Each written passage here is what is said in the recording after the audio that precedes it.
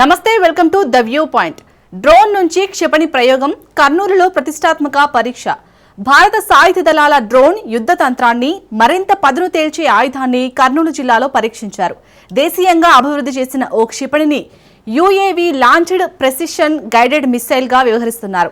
కర్నూలు జిల్లాలోని national open area range లో ఈ ప్రతిష్టాత్మక పరీక్ష జరిగింది. ఈ విషయాన్ని కేంద్ర రక్షణ శాఖ మంత్రి రాజ్నాథ్ సింగ్ స్వయంగా సోషల్ మీడియా ఎక్స్ వేదికగా ప్రకటించారు.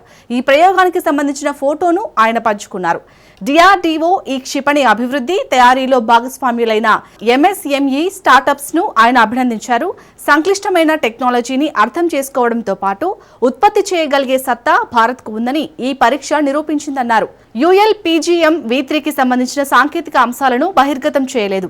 గతంలో డిఆర్డీఓ పత్రాలు, ఓపెన్ సోర్స్ సమాచారం ప్రకారం గతంలో పరీక్షించి ULPGM V2 ప్లాట్ఫామ్ పైనే దీనిని అభివృద్ధి చేశారు.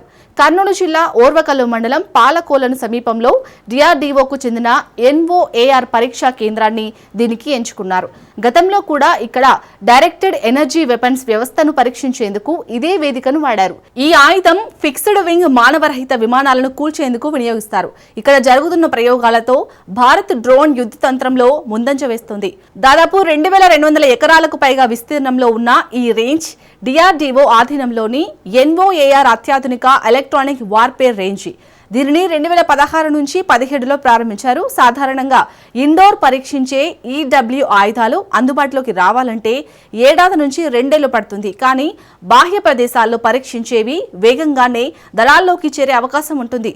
ఇక్కడ పరీక్షించే ఆయుధాల్లో రాడార్లు, ట్రాన్స్మిటర్లు, యాంటెనాలు, సెన్సార్లు, కమ్యూనికేషన్ పరికరాలతో పాటు డైరెక్ట్ ఎనర్జీ వెపన్స్ కూడా ఉంటున్నాయి.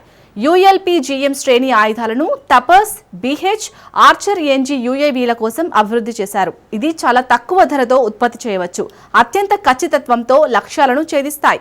అత్యంత సమీపం నుంచి జరిగే పోరాటాల్లో ఫైర్ అండ్ ఫర్గెట్ వ్యవస్థ ఆధారంగా దీనిని ప్రయోగించవచ్చు.